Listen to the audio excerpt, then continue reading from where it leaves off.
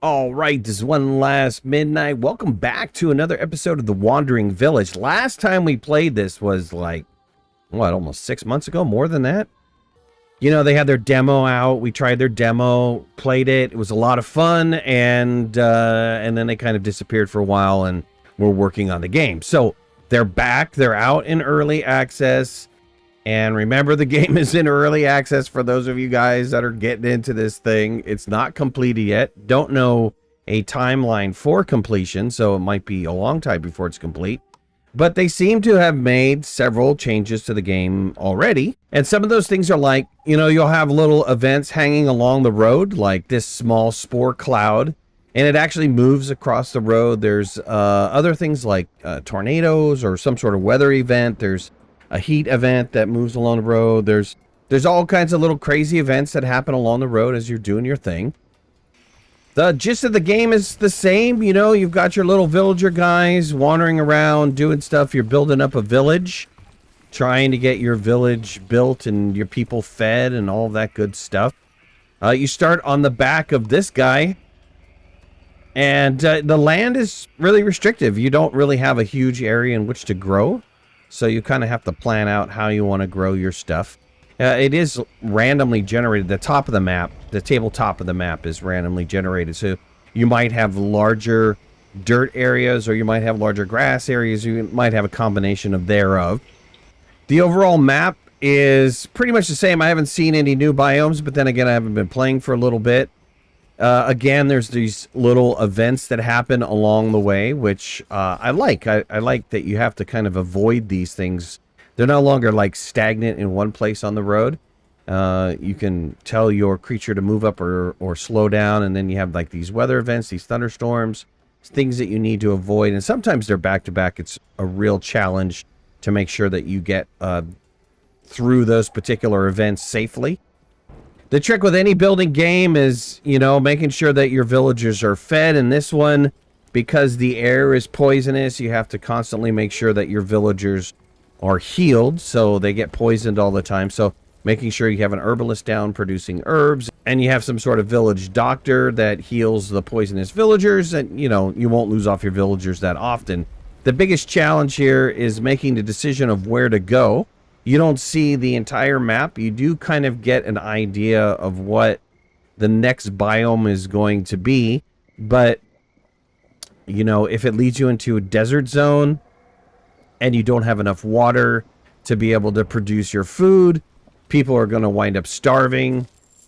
You know, there's just no way around that. You kind of have to... Some of it's a leap of faith, to be honest with you. Making sure you have enough water is critical, because otherwise your food is not going to grow. And then again, you know, trying to make sure that you don't overgrow, that your population is not huge enough. Here's a guy who's sick, and, you know, hopefully he goes to the doctor, because that'd be a smart idea. He's badly poisoned, and where is he going? I don't know.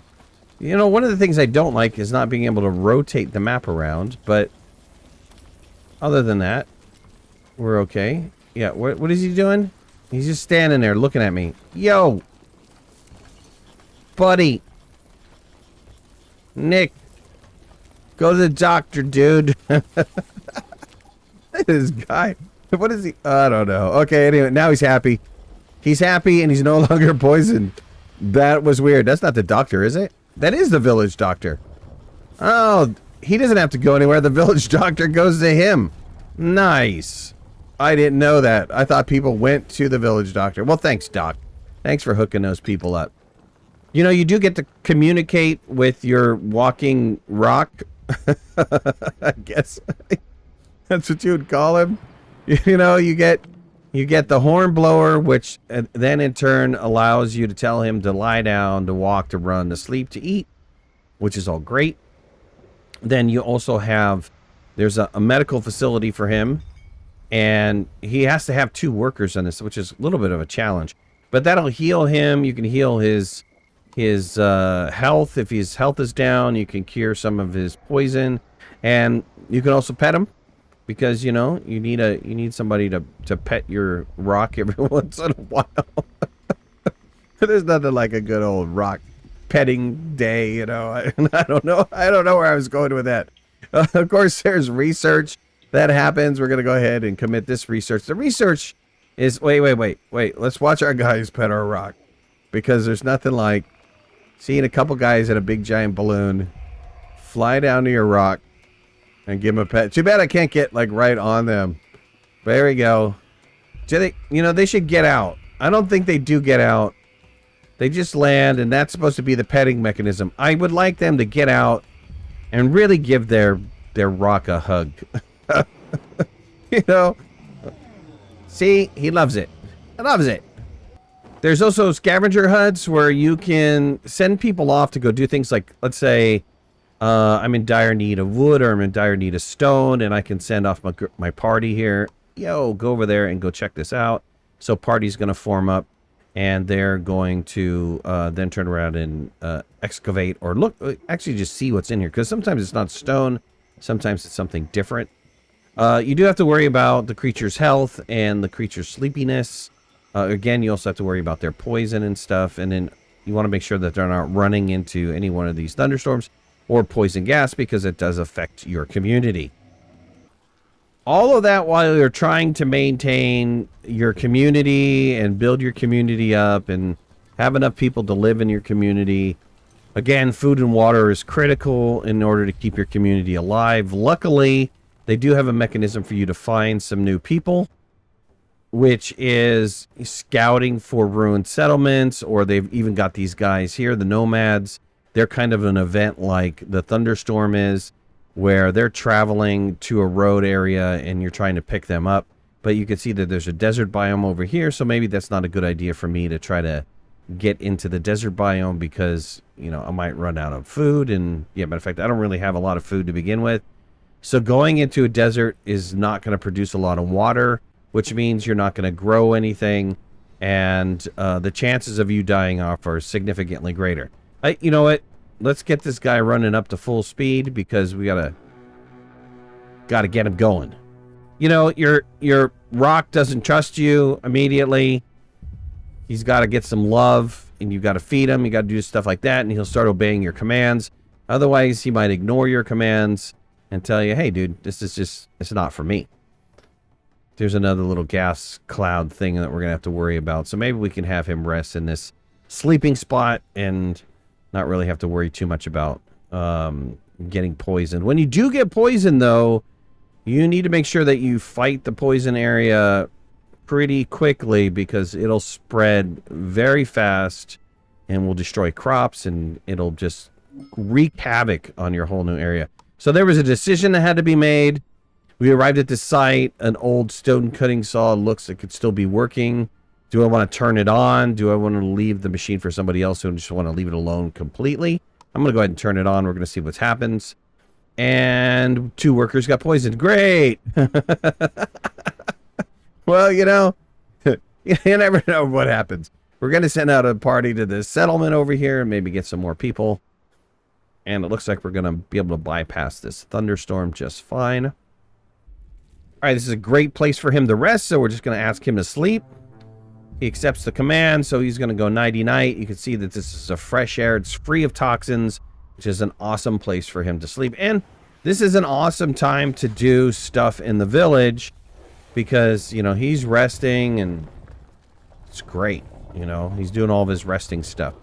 The research tree didn't seem like it grew that much. Maybe it grew a little bit. It's been a long time since I played, but maybe there's some additional plant, like the tomatoes and the corn. The corn is great. It doesn't take a lot of water, but and it's heat resistant, but it grows slower.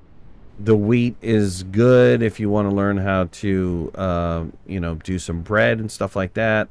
You can plant down cactuses for when you're into a hot climate, which I'm not too sure how that works, because I haven't done a cactus plant yet. There's some scouting towers that lets you see a little bit farther, different housing choices as well, which protects people from poisoning. You've got a food stand for feeding people for far away. And then, you know, there's a couple other things that you can do with the creature, which is, you know, process some of their gallbladder stuff, which reduces their trust in you and their health, and then there's other things, other extractors you can do. And then, of course, you get into being able to produce iron and glass, and having a deep quarry, having a laboratory, creating complex substances such as medicines and stuff in the forestry area. And again, the creature has also some commands as well. So the knowledge tree isn't super huge, but it is pretty good. It's pretty decent for now, at least for an early access game. And hopefully they'll expand that and give more knowledge out. These little nodules were added since last time I played, which there's spikes on this guy's back, and you can harvest it, but you wind up losing trust, or the creature trusts you a little bit less. And every time he trusts you less, that means he's not really going to obey your commands as fast or as quickly as you want them to. And that might be problematic, especially when a decision comes up where you're going to be changing your road and you don't want them to go into the desert, or whether you want them to run through one of these guys, one of these little events that are happening. You know, so it's important that your creature's trusting you to the highest ability, otherwise you're going to wind up getting hosed. At any rate, we are going to play this more in depth, and I'll probably be doing some helpful guides, so I hope you guys watch that. If you like this video, hit that like button. If you're not a subscriber, please subscribe. Would love to have you in the community. If you want to follow me on any of my social media, you can find the links in the description below, and make sure to hit that notification bell. That way you know when I go live and when I post new videos. I'll talk to you soon. Thanks a lot. Bye-bye.